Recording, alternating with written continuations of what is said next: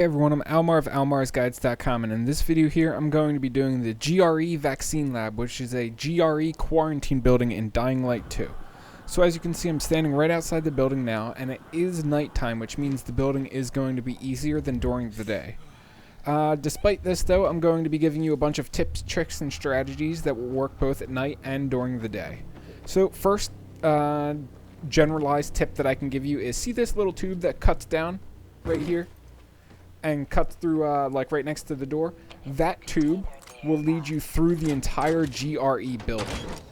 It goes through every room with an inhibitor crate in it, and it goes from the top of the building to the bottom of the building. Basically meaning, if you get lost, you can follow the tube and you'll be able to find your way through.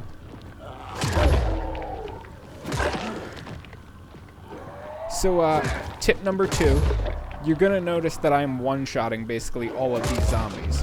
And the reason for that is I have a really good weapon. Now that's not the tip, but you might be wondering where you can get a weapon similar to the one you see me using in this video. And that is what I'm going to tell you.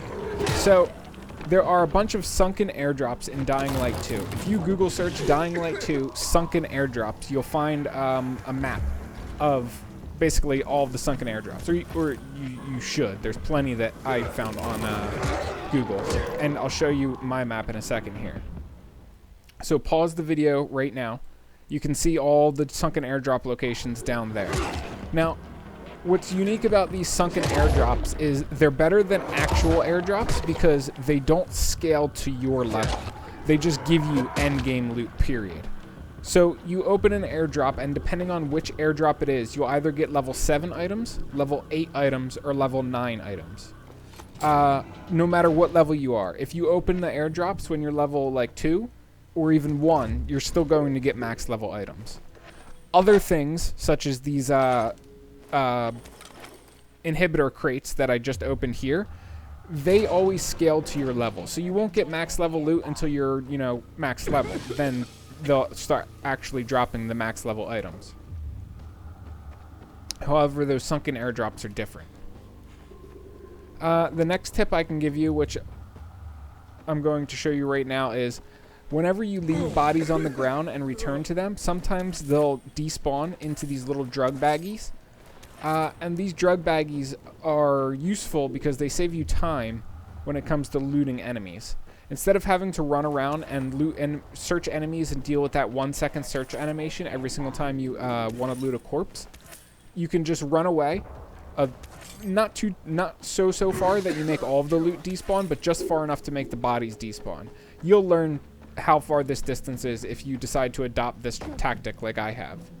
And the reason this saves you a lot of time is twofold. One, it makes all enemies despawn that don't have loot on them, so you don't waste any time whatsoever looting bodies that have nothing on them. The second reason that it saves a lot of your time is because it cancels out the search animation altogether. There's no 1 second of Aiden moving his hands around over top the enemy as he waits to loot him. That's just completely gone.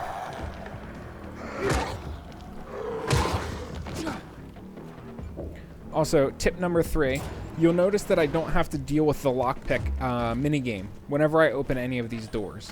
It's because I went to a craft master and I upgraded my lockpicks high enough to where I can force open locks.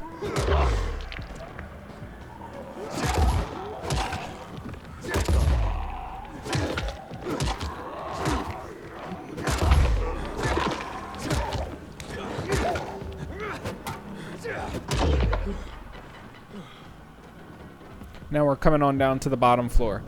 At the bottom floor of all of these GRE buildings, you'll always find a boss enemy. You'll either find like volatiles, or you'll find a demolisher and a goon, or whatever it may be. There's usually always a very difficult enemy on the bottom floor. Ground floor, rather.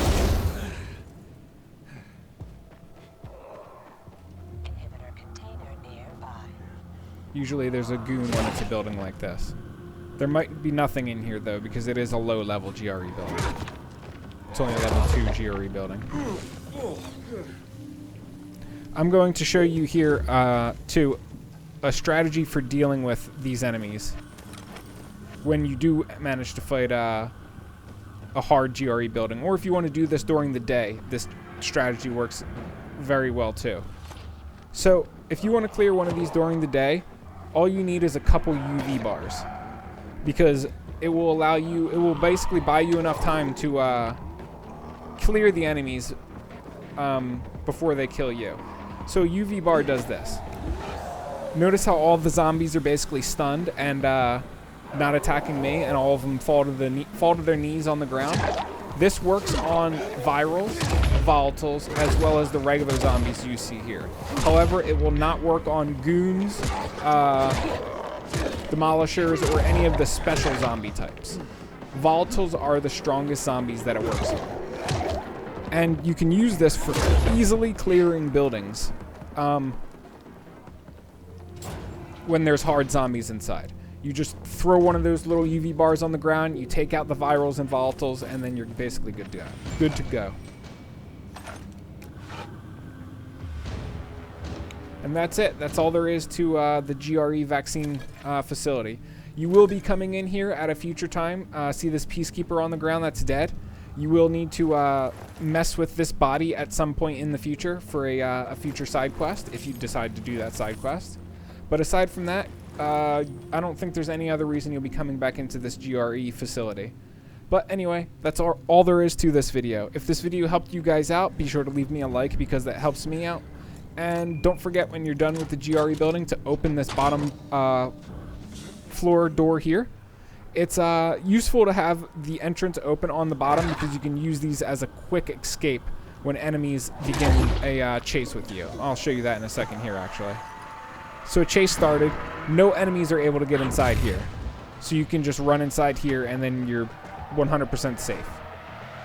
One thing that's worth mentioning, though, is enemies will respawn inside this building, so keep that in mind. You can see a howler respawn in there and a few other zombies. But anyway, that's all there is to it. Hopefully this video helped you guys out. Hopefully it answered your questions, and I will catch you guys around in future Dying Light 2 videos. Peace.